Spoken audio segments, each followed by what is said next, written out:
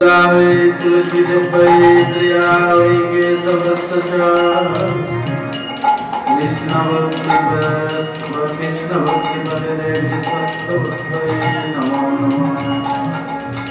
हरे कृष्ण कृष्ण कृष्ण हरे हरे हरे राम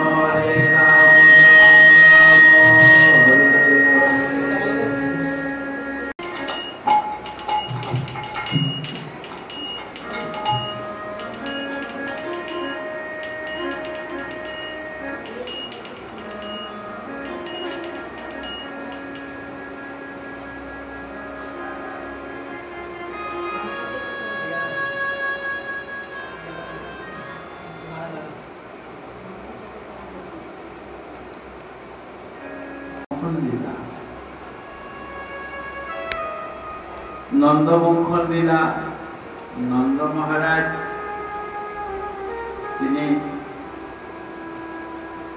नंद महाराज रात्रि बेलाय स्नान करते गिয়েছিলেন एकादशी तिथि पालन करे द्वादशीते যমুনায় স্নান করতে গেলে স্নান আবার এই সূর্য অস্ত হয়ে গেলে পুকুরে নদীতে কোন জায়গায় স্নান করা চলে তাতে এই ভাগবতের এই লীলা থেকে আমরা দেখতে পাই পুকুরে বা নদী বা সমুদ্রে সন্ধ্যার পরে স্নান করা নিষেধ জলের দেবতাকে বরুণ দেব বরুণদেব খুব কুপিত হন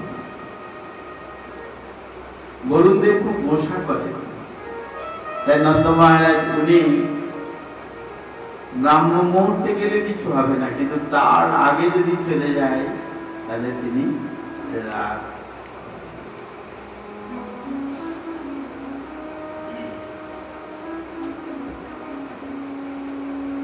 রাত্রিবেলায় ব্রাহ্ম মুহূর্তের পূর্বেই নন্দ মহারাজ যমুনায় স্নান করতে গিয়েছেন আর বরুণ দেবেরই একজন কোন একজন সহচর বা তার আন্ডারে কাজ করেন যারা সেই আসরিক ভাব নিয়ে আর মানে বরুণ দেবের অসুর ভাবাপন্ন বৃত্ত নন্দ মহারাজকে চিনতে না পেরে কোথায় গিয়েছে না বরুণ দেবের কাছে নিয়ে গিয়েছে মহারাজ নন্দ যমুনায় ডুব দিয়ে আর উঠলেন না আর তার সঙ্গে তো অনেকে গিয়েছিলেন দেখে সকালে একেবারে চিৎকার শুরু করলেন ব্রজবাসীরা একটু জোরে জোরে কথা বলে তাদের কথা বলাটা একটু জোরে তা খুব চিৎকার করছেন তখন কৃষ্ণ ভগবান কৃষ্ণ তখন বরুণালয়ে গেলেন বরুণের কাছে চলে গেলেন বরুণালয়ে গেলে বরুণ দেবকে বললেন আমার পিতাকে কেন এনেছেন বরুণ দেব ভগবানকে দেখে কাঁপতে আরম্ভ করেছে প্রণাম করেছে বলছে তুমি আমার পিতাকে কি জন্য নিয়ে এসেছো সেখানে পিতাকে নন্দ মহারাজকে উদ্ধার করলেন বরুণ দেব তার যে মূল বৃত্তের এই কর্মের জন্য ক্ষমা প্রার্থনা করেছিলেন ভগবান শ্রীকৃষ্ণ চিন্তা করলেন যে মানবগণ এই মর্তভূমিতে আগমন করে অবিদ্যা জড়িত অবিদ্যা আমি গতকাল বলেছিলাম অবিদ্যা মানে যিনি অজ্ঞানতম অন্ধকারে আছে তাই অবিদ্যা জড়িত কামনা ও উচ্চ বীজ জড়িত ভ্রমণ করতে করতে নিজেকে জানতে সমর্থ হয় না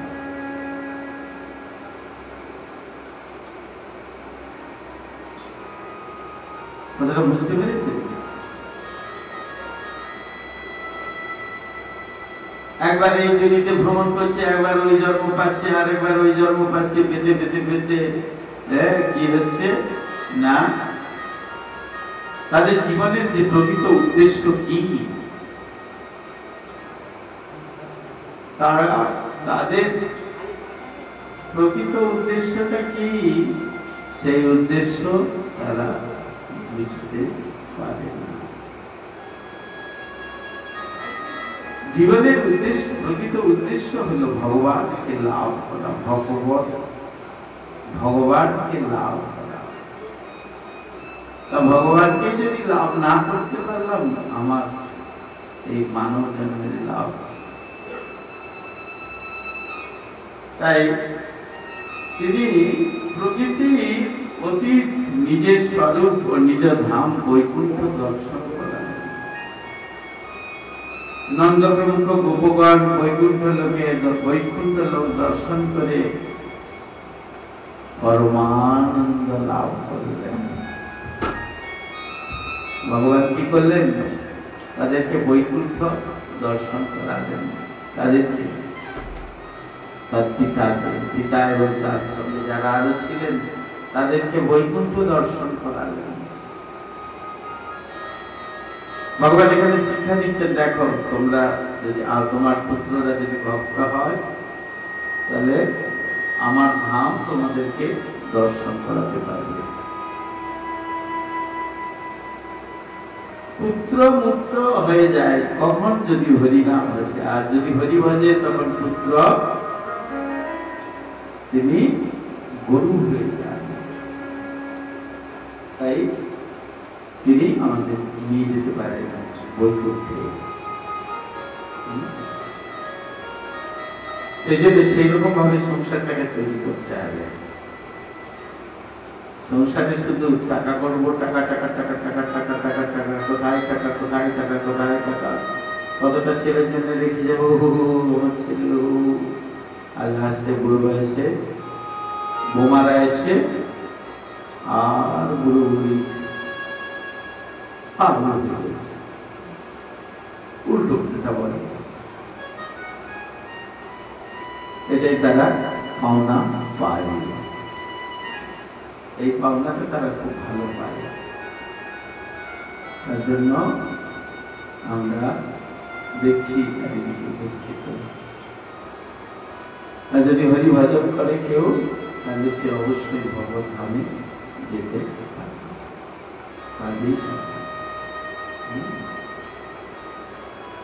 তাই ভগবান শ্রীকৃষ্ণকে দেখে বেদ সমূহ স্তব করছে, সকলে স্তব করছে ভগবান। আর আমরা দিনান্তে একবার স্তব করতে পারি না গোবিন্দের। আমরা এই স্তবটা ভালো করতে পারি, আমার ঘাড়ের যন্ত্রণা, আমার পিঠের যন্ত্রণা, আমার পেটের যন্ত্রণা, আমার কোমরের যন্ত্রণা, আমার এই হয়েছে, আমার সেই হয়েছে, আমার ছেলের এই হয়েছে, আমার স্বামীর এই হয়েছে, আমার বাবার এই হয়েছে, আমার মায়ের এই হয়েছে। নিরামিষ খাওয়া তো দূরের কথা, নিরামিষ খেলে নাকি দুর্বল হয়ে যাবে। এখানে যতজন আছে আমি একটা করে টিপ মারলে সব মরে যাবে। সেই থেকে নিরামিষ খাচ্ছি, দুর্বল হয়ে গেছি। 85/65 প্রেসার হয়ে গেছে, তাও দুর্বল হয়ে গেছে। সাময়িক কিছু আমরা শুধু দুর্বল। নিরামিষ খেলে আর শরীর টিকবে? শরীর টিকবে না বাবা। আর ধমক দেবে ছেলে মেয়েরা, আর তাদের কথাই শুনতে হবে। শাস্ত্রের কথা তো শোনা যাবে না। শাস্ত্র কি বলেছে সেটা বোঝা যাবে না, কারণ তারাই তো আমাকে করবে ভবিষ্যতে। তারা ছাড়া আর কে আছে? সেদিন বললাম না, মা গোবিন্দ ঘোষ ঠাকুরের ছেলে মারা গেল, শিবাস ঠাকুরের ছেলে মারা গেছে, শিবাস ঠাকুরের ছেলে মারা গেছে। মারা যেতে তাহলে মা তো কাঁদবে, আর মা কাঁদলে তো সবাই কাঁদবে, স্বাভাবিক। আর না হলেও কাঁদবে, একটা বাচ্চা মারা গেলে কাঁদবি, আর কাঁদছে। শ্রীবাস ঠাকুর এসে কি বলছে, তোমরা কান্না বন্ধ করবে, যদি না একবার বলে গেল বন্ধ করো, প্রভু কীর্তন করছেন, স্বয়ং ভগবান আমার গৃহে আছেন, ওর কোনো অমঙ্গল হবে না। মারা গেছে, ভগবত কানে ঠিক চলে যাবে। কানে যখন স্বয়ং ভগবানই তার নাম তিনি গাইছেন, তাহলে তার কোনো অমঙ্গল হবে। তোমরা কেঁদো না। পরে যখন দেখছে কান্না থামাচ্ছে না, তখন এসে বলছে, তোমরা যদি না কান্না থামাও, তাহলে আমি গলায় কলসি বেঁধে গঙ্গায় ডুবে মরব। কোনটা চাইছো?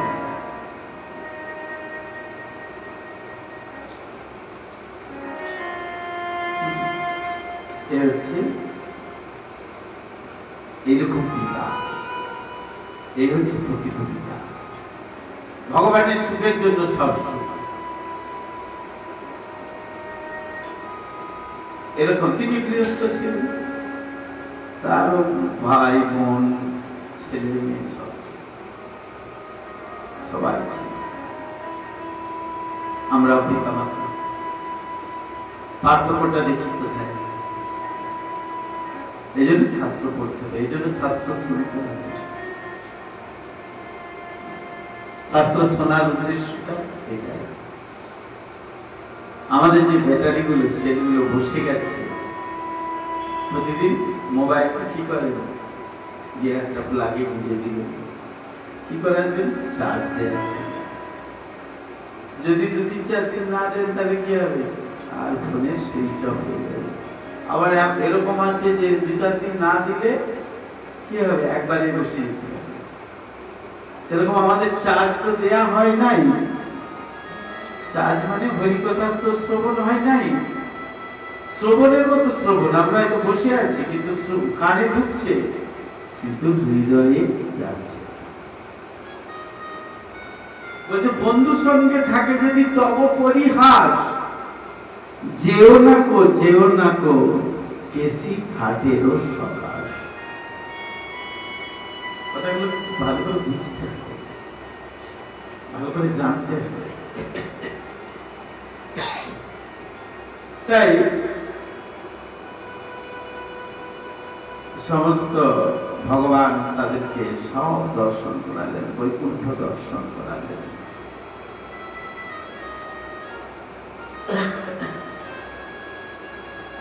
এইভাবে আমরা সেই লীলাগুলি দেখতে পাচ্ছি। ভগবানের এত লীলা, সর্বোচ্চ উচ্চ সর্বোত্তম লীলা হল রাসলীলা। সেই রাসলীলার কথা আমাদের জনসমক্ষে না করেছেন, যে রাসলীলার কথা প্রকাশ করবে না। রাসলীলা তোমরা পাঠ জনসমক্ষে। সুদর্শন শঙ্খচূড় ঘাট, আমি গতকাল বলেছিলাম, শঙ্খচূড়কে নিধন করে ফাল্গুনী কৃষ্ণ চতুর্দশী তিথি। ফাল্গুনী কৃষ্ণপক্ষের চতুর্দশীটা কি চতুর্দশী? ধূপধুনো নিয়ে গেঁজা কলকে নিয়ে যান না, শিব চতুর্দশী। আমি বলতে তখন গলায় আওয়াজ দিয়েছি। শিব চতুর্দশী, ফাল্গুন মাসের কৃষ্ণপক্ষের চতুর্দশীটা হলো শিব চতুর্দশী। আর সেই শিব চতুর্দশী উপলক্ষে নন্দ মহারাজ গোপগণ অম্বিকা বনে গমন করে, সরস্বতী নদীতে স্নান করে, আর ভক্তি সহকারে মহাদেব পশুপতি ও অম্বিকা অর্চনা করেছে। তারপর কি হয়েছিল? জল মাত্র গ্রহণ করে সেই রাত্রিতে সরস্বতী নদীর তীরে অবস্থান করেছিলেন। আর একটা সর্প, মহাসর্প ক্ষুধাতুর এক মহাসর্প সেই যে শুয়েছিলেন নন্দ মহারাজকে খেয়ে ফেললেন, গিলে ফেললেন। অনেক সাপ আছে, যেমন মলয় সাপ, অজগর সাপ। অজগর সাপ থেকে মলয় সাপ এসেছে, পাহাড় পর্বতে থাকে তারা। সেই অজগর সাপ গুলো আবার কামড়ায় না, ছোবল মারে না, তাতে সেগুলো কিছু মনে হয় না। তারা কি করে, এমন ভাবে মুখ বেদন করে থাকে যে তাদের মুখের ভিতরে প্রাণী প্রবেশ করে যায়। প্রবেশ করলেই, প্রবেশ যখনই করে, তারা মুখটা বন্ধ করে দেয়, পুরোপুরি ভাবে খেয়ে নেয়। আর যদি সেরকম হয়, যদি বেশি হয়, লেজের মধ্যে জড়িয়ে দেয়, লেজের মধ্যে জড়িয়ে দিলে তারা আর যেতে পারে না, একদম পুরো শরীরটাকে ঘাড়কে মোটকে দেবে, দিয়ে তাকে সে তাহলে কি হবে, মারা যাবে। মারা গেলে তাকে গিলে দেবে। সেরকম একটা বিরাট সর্প, মহাসর্প নন্দ মহারাজ শুয়েছিলেন, তাকে গ্রাস করা।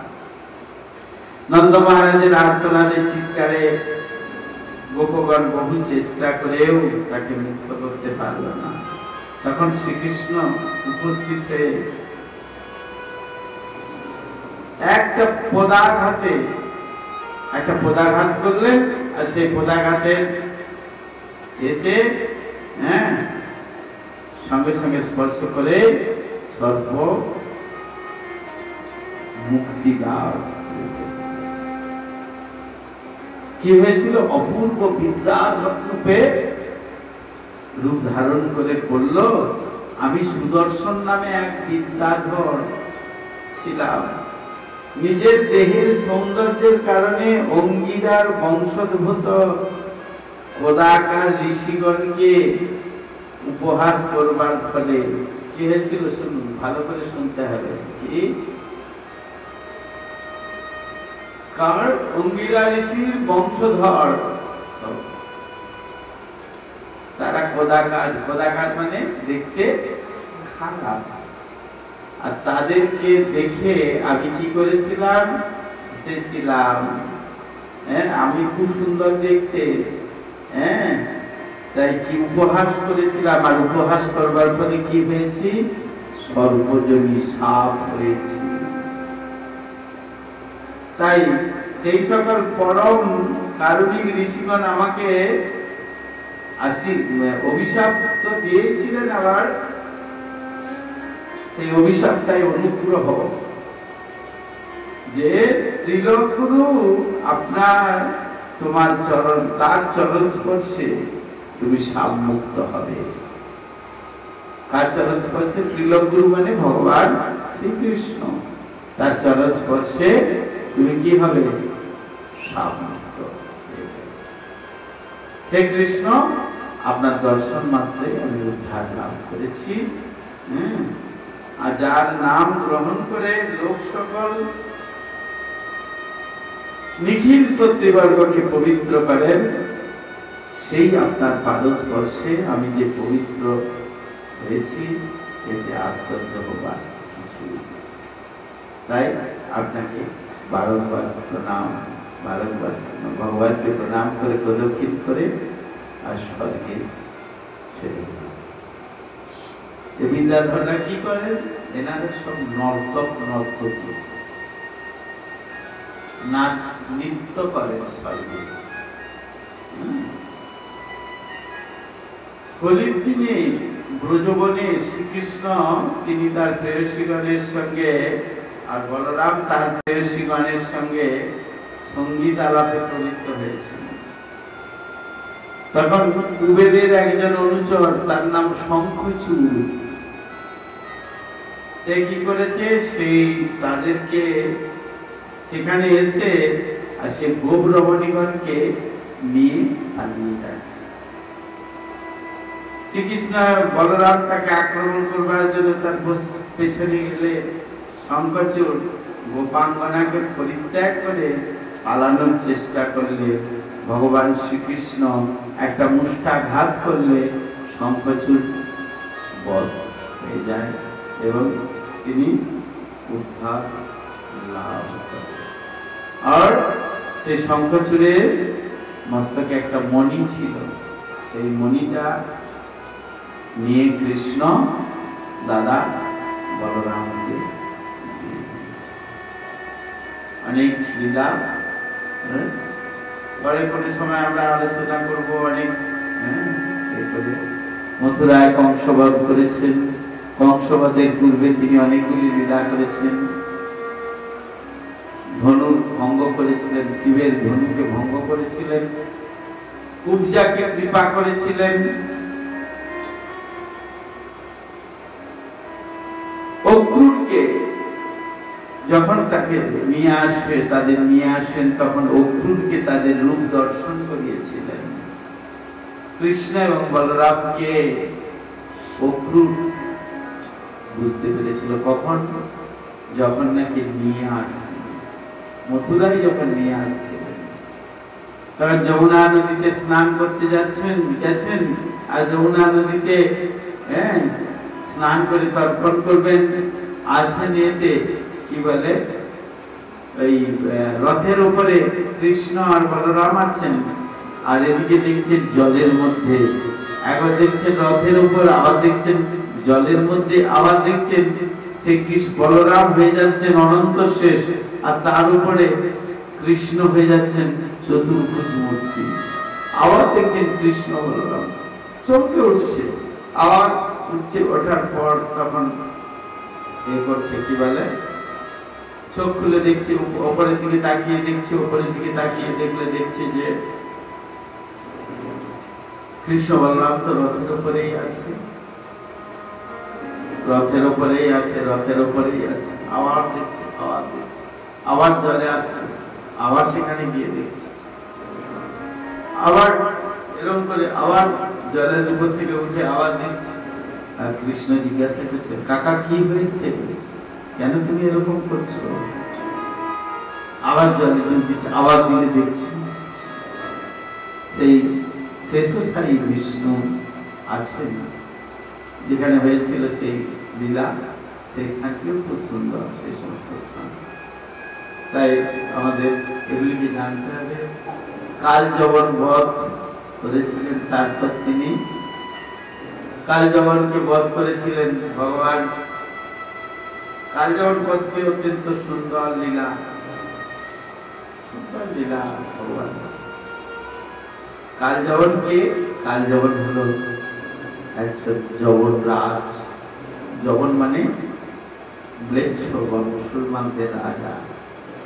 জরাসন্ধের সঙ্গে সম্পর্ক তৈরি করলো যে আমি তোমার হয়ে যুদ্ধ করব, আর তোমার হয়ে যুদ্ধ করব বলে, তোমার হয়ে যুদ্ধ করব বলে, হ্যাঁ এটা কত, এটা কত করতে কথাটা বলতে, তোমার হয়ে যুদ্ধ করব, তোমার হয়ে যুদ্ধ করতে এসে কি করলেন না, কৃষ্ণ কাল যবনকে বধ করবেন, কিন্তু নিজে করবেন না, তিনি তার গায়ে হাত দেবেন না, বা তিনি অস্ত্র প্রেরণ করবেন না। একটা রেখেছেন। মুচুকুন্দ নামে একজন রাজা ছিলেন, আর সেই মুচুকুন্দ, রাজা মুচুকুন্দ দেবতাদের হয়ে যুদ্ধ করেছিলেন, খুব শক্তিশালী ছিল। যুদ্ধ করতে করতে খুব ক্লান্ত হয়ে পড়েছে, এবং বললেন, জিজ্ঞাসা করছেন মুচুকুন্দ যে, দেবতারা জিজ্ঞাসা করছে কি বর চাও?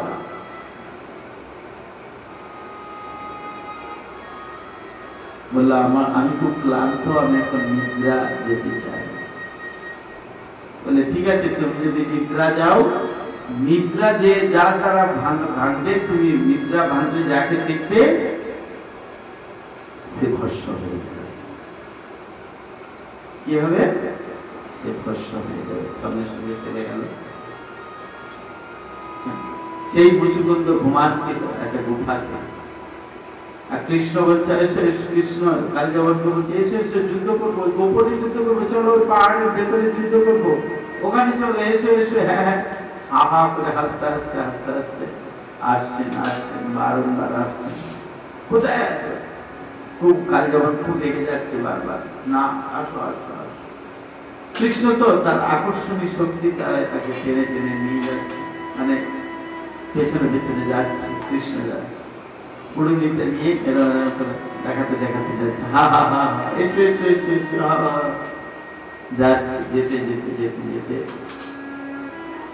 আর সেই গুহার ভিতরে ঢুকে, আর সেই কতগুলো বিচুলি জঙ্গল ছিল সেখানে গিয়ে তার উপরে উড়ুনিতে সে ঘুমাচ্ছিল, মুচুকুন্দ রাজা বহুদিন ধরে ঘুমাচ্ছিল, তার উপরে ফেলে দিয়েছে,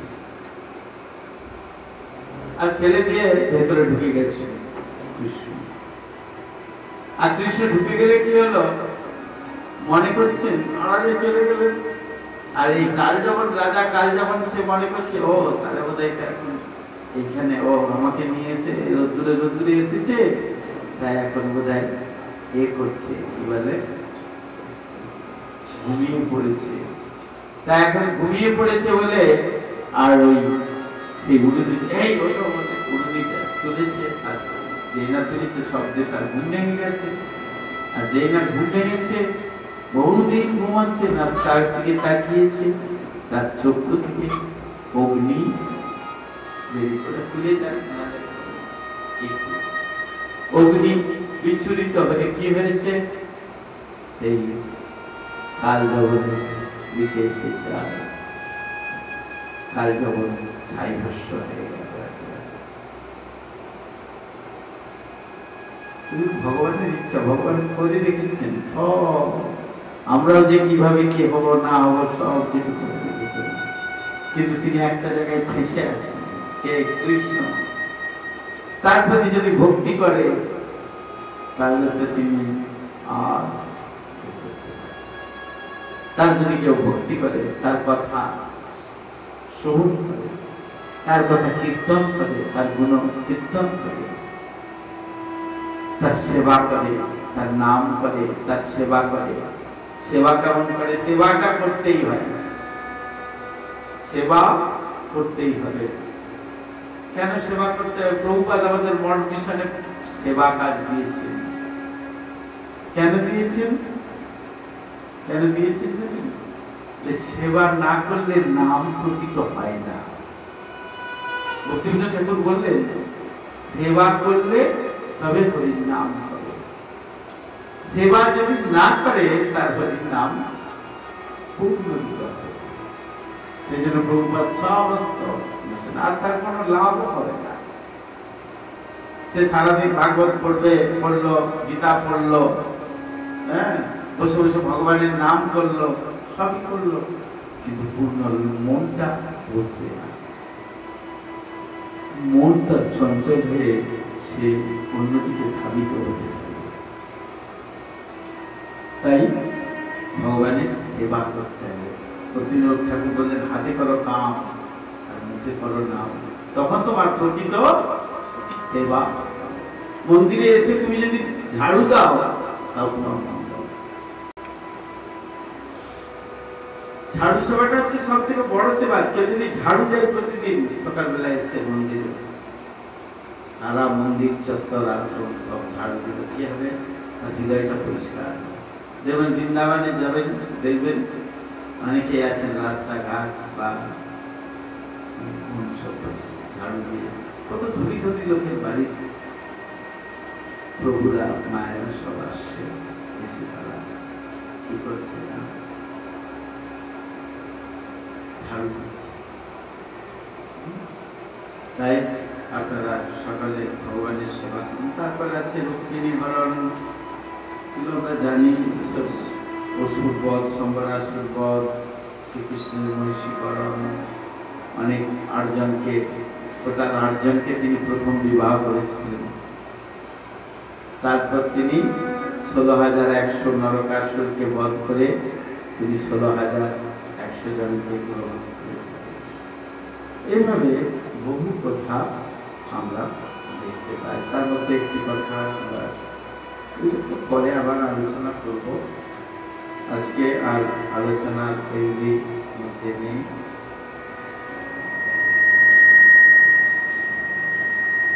শ্রীমদ্ ভাগবতে আমি শুধু টাচ করে করে যাচ্ছি। শ্রীমদ্ ভাগবতে একাদশ স্কন্ধ কথা আমরা পাঠ করব, শ্রবণ করব। দশম স্কন্ধ হলো একাদশ স্কন্ধ। শ্রীমদ্ ভাগবত কতগুলো স্কন্ধ আছে? 12টা স্কন্ধ আছে। কতগুলো শ্লোক আছে? 18,000 শ্লোক। অধ্যায় আছে 365টা অধ্যায়। এতগুলি অধ্যায় আছে। প্রথমে ভাগবত 4টি শ্লোক প্রথম ব্যাসদেব লিখেছিলেন, তার থেকে এত বিস্তারিত ভাবে তিনি আবার বর্ণনা করেছেন। ত্রয়োদশ এই একাদশ অধ্যায় একাদশ স্কন্ধে আমরা দেখতে পাই ভগবান আমাদেরকে একাদশ স্কন্ধটি সমস্ত ভাগবতের একেবারে নির্যাস।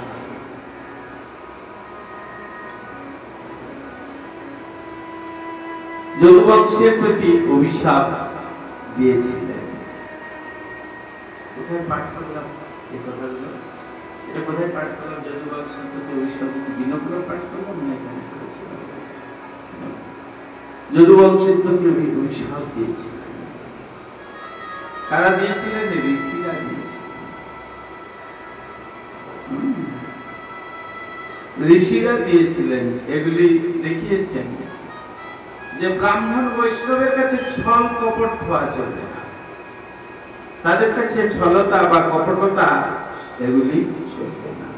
ভগবানের বংশ, ভগবানের পুত্র, তাকে পর্যন্ত অভিশাপ দিয়েছেন ঋষিরা এবং পেয়েছেন। কেন? সেখানে গিয়ে ছল কপট করেছে।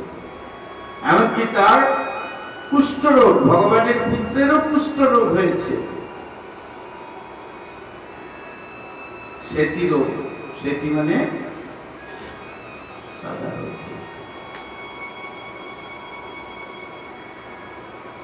এমনকি ভগবানের খুব প্রেয়সী জাম্ববতী, তার পুত্র শাম্বর হয়েছে। এখনকার দিনে একদিন আমি দেখেছিলাম, একদিন আমি খুঁজছিলাম, ঘুরতে ঘুরতে দেখতে পেলাম মোবাইল খুলতে খুলতে দেখতে পেলাম যে একটা লীলা হচ্ছে, তাতে শাম্ব নাকি নানান রকম ভাবে কৃষ্ণের প্রতি বিরুদ্ধাচারণ করছে। কৃষ্ণ কিন্তু সব কোনো কথাই নাই। এসব আজকাল নানান রকম আজে বাজে কথা আলোচনা, মহাভারতে কত গাজাকারী কথা দিয়ে দিয়েছে, নানান রকম আধুনিকতা দেখিয়েছে। এগুলো না হলে হয়তো চলবে না। আপনারা সকালে মহাবতার নরসিংহ সিনেমাটা দেখবেন, আমাদের প্রভুরা করেছেন, খুব সুন্দর সিনেমাটা হয়েছে এবং পরপর যত অবতার আছেন সবার লীলাগুলি করবেন। তো যদুবংশের প্রতি অভিশাপ দিয়েছেন ভগবান এই ঋষিগণ। তারপরে আছে নিমি মহারাজের সঙ্গে নবযোগেন্দ্রের সাক্ষাৎ।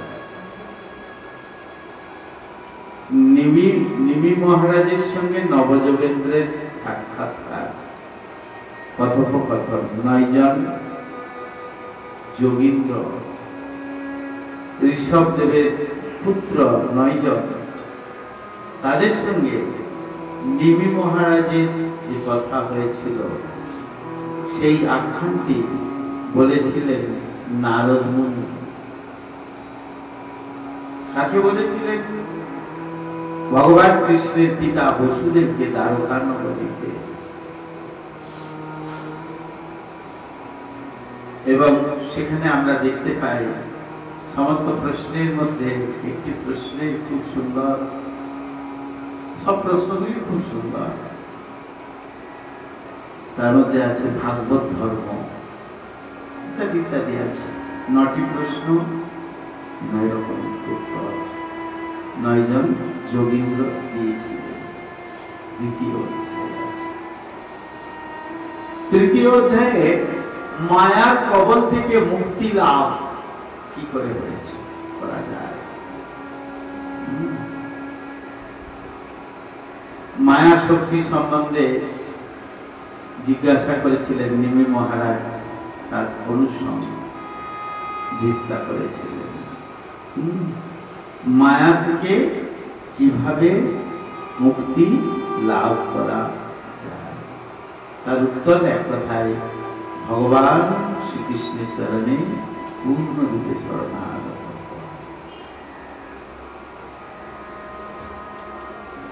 চতুর্থ অধ্যায়ে আমরা দেখতে পাই নিমিরাজকে অবতার সম্বন্ধে ব্যাখ্যা করে শুনিয়েছিলেন। বসুদেবের প্রতি নারদ মুনির উপদেশে যে শেষাংশ তারা বলেছিলেন, সেখানে বলেছিলেন যারা ভগবানের আরাধনা করেন না তাদের গতি নিম্নগামী, তারা পুনঃ জন্মগ্রহণ করেন, পুনঃ মৃত্যুবরণ করেন। আর অল্প বিদ্যা ভয়ঙ্করী, অল্প বিদ্যার দ্বারা ভয়ঙ্কর রূপ ধারণ করা যায়। তাই এইভাবে আমাদের যত আরাধনার বিষয় আছেন পরমেশ্বর ভগবান শ্রীকৃষ্ণ বললেন সমস্ত আরাধনা মূল।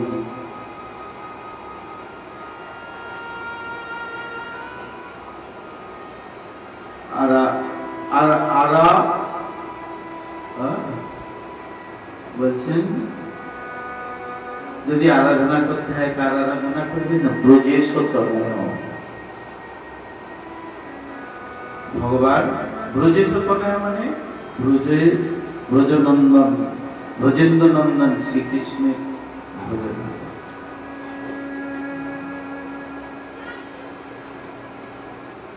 আরাধ্য ভগবান ব্রজেশ ধাম পরম মম। ধামটি কোথায় না বৃন্দাবন। আর কচ্ছিত উপাসনা ব্রজবধূ বর্গে কচ্ছিত এখানে কাকে বলেছেন?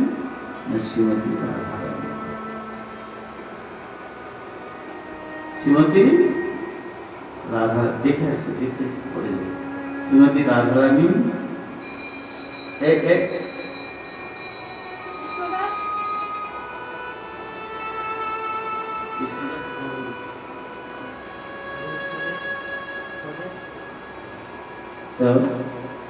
আমরা ভগবানকে কিভাবে আরাধনা করব সেগুলির বিষয়ে আমাদের জানতে হবে। এই যে সত্য ত্রেতা দাপর কলি, এই যে 4টে যুগ, তার মধ্যে কোন যুগটা সব থেকে শ্রেষ্ঠ আগামীকাল তার আলোচনা হবে।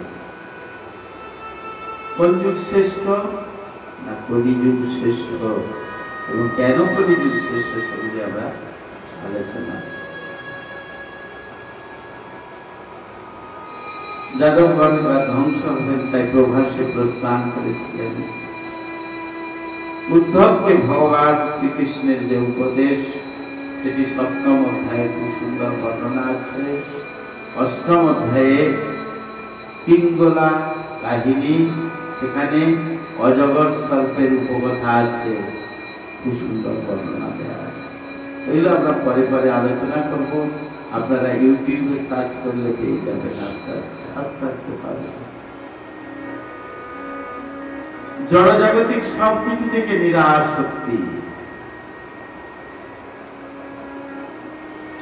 ভগবত ভক্ত যিনি হবেন তিনি তার যে সন্তোষ লাভ, সন্তুষ্টি কিসে আসে তার কথা এভাবে আমরা দেখতে পাই। সন্ন্যাস কি বা তার তত্ত্বজ্ঞান কি কি, এগুলি নিয়ে পরপর আলোচনা হবে।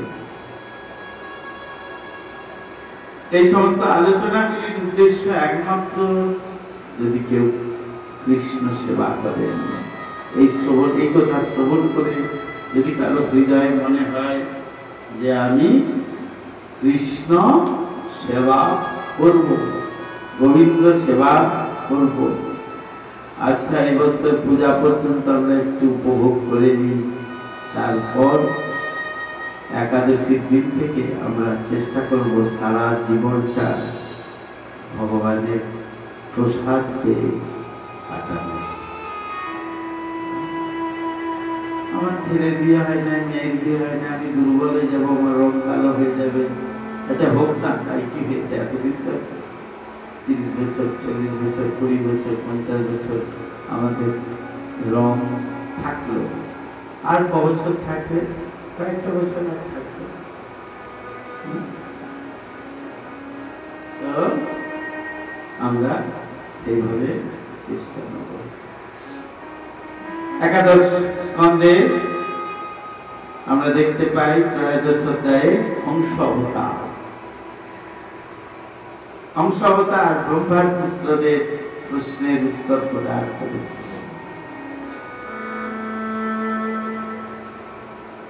উদ্ধবের কাছ থেকে ভগবান শ্রীকৃষ্ণকে লাভ করার যে যোগ পদ্ধতি তা শ্রবণ করেছিলেন বর্ণনা। ভগবান শ্রীকৃষ্ণ তিনি উদ্ধবকে বলেছিলেন যোগ পদ্ধতি কি, যোগ সিদ্ধি কি, ভগবানের কি কি ঐশ্বর্য আছে।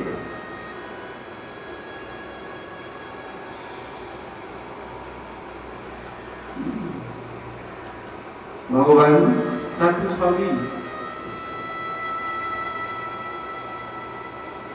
তার গুণ কতগুলো জানেন? আমরা যদি দেখি শাস্ত্র আলোচনা করি, তিনি তো অনন্ত গুণের অধিকারী, তথাপি তার থেকে ভেঙে নিয়েছে 64 কলায় পূর্ণ ভগবান। কতগুলো? 64 কলায়। শ্রী বিষ্ণু, এই যে রূপ দেখছেন, এই যে শ্রী বিষ্ণু রূপ তো সবাই দেখেছেন, চতুর্ভুজ মূর্তি, শঙ্খ চক্র গদা পদ্মধারী মূর্তি। তার কতগুলি আছে? তার আছে 60 কলায় পূর্ণ। আর তার কৃষ্ণের কতগুলি আছে? এই কৃষ্ণের আছে 4টি এক্সট্রা। কি কি? বেদু মাধুরী, রূপ মাধুরী, গুণ মাধুরী আর লীলা মাধুরী। এই 4টি মাধুর্য তার এক্সট্রা। এগুলি নারায়ণের মধ্যে নাই। তাই আমরা সেই ভগবান শ্রীকৃষ্ণের কথা সবসময় চিন্তা করব। হ্যাঁ, সে ভগবান শ্রীকৃষ্ণের চিন্তা করে আমরা ভগবানকে ডাকবো ভালো করে, তার নাম এর মাধ্যমে। কি নাম? হরে কৃষ্ণ কৃষ্ণ কৃষ্ণ হরে হরে, হরে রাম রাম রাম হরে হরে। হরে কৃষ্ণ কৃষ্ণ কৃষ্ণ হরে হরে, হরে রাম রাম রাম হরে হরে। হরে কৃষ্ণ কৃষ্ণ কৃষ্ণ হরে হরে, হরে রাম রাম রাম হরে হরে। হরে কৃষ্ণ কৃষ্ণ কৃষ্ণ কৃষ্ণ হরে হরে, হরে রাম রাম রাম হরে হরে। হরে Krishna Krishna Krishna Hare Hare Hare Rama Hare Rama Rama Rama Hare Hare Hare Krishna Hare Krishna Krishna Krishna Hare Hare Hare Rama Hare Rama Rama Rama Hare Hare भगवान श्री कृष्ण के यदि जानते ना पारी किछु लाभ হবে না কি বললেন ভজম নন্দ কুমার ভজম নন্দ কুমার ভজম নন্দ কুমার ভজব নন্দ কুমার ভাবিয়া দেখো ভাই গতি নাহিয়া ভাবিয়া দেখো ভাই গতি নাহিয়া ভাবিয়া দেখো ভাই গতি নাহিয়া ভাবিয়া দেখো ভাই গতি নাহিয়া ভজন নন্দ কুমার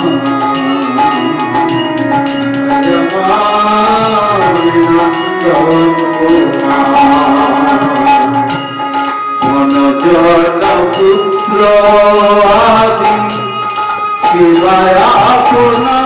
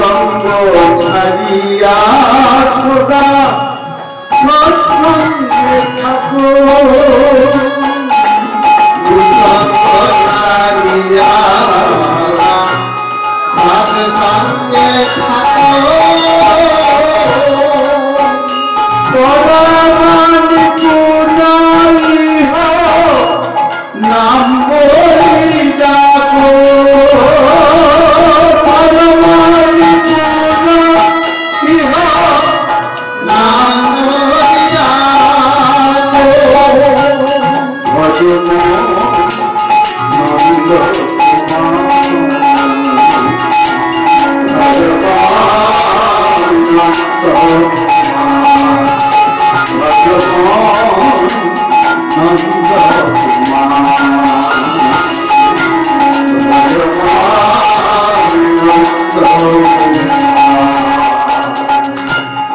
আমার নাম লীলা গানে সদা মত্ত হই, তার নাম লীলা গানে সদা মত্ত হই। সে চরণ ধারে হইবে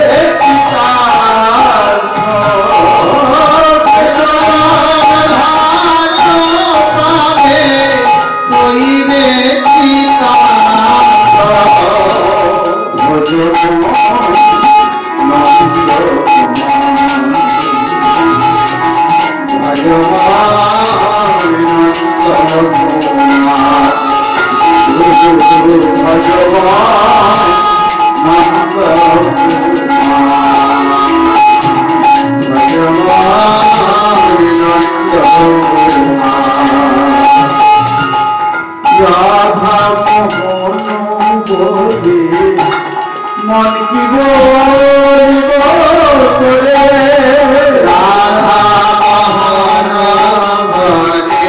बोले मन की बोली करे संसार जत माया नहीं दे हो रे संसार तो माया नहीं दे हो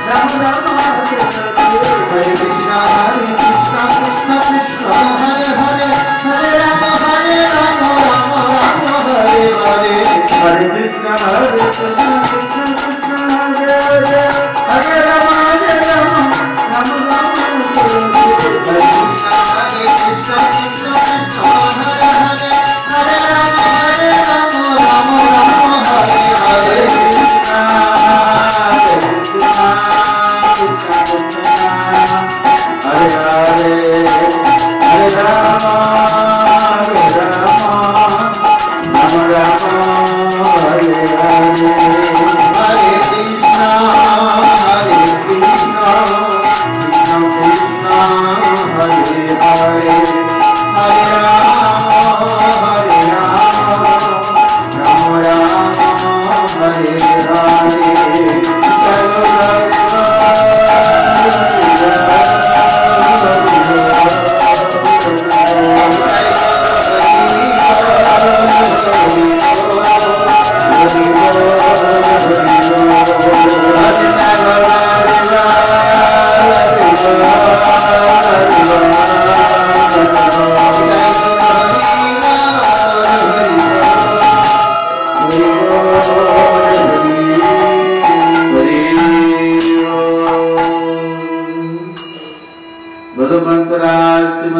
भागवतम की बोलो समागत गौर भक्त वृंद की जय।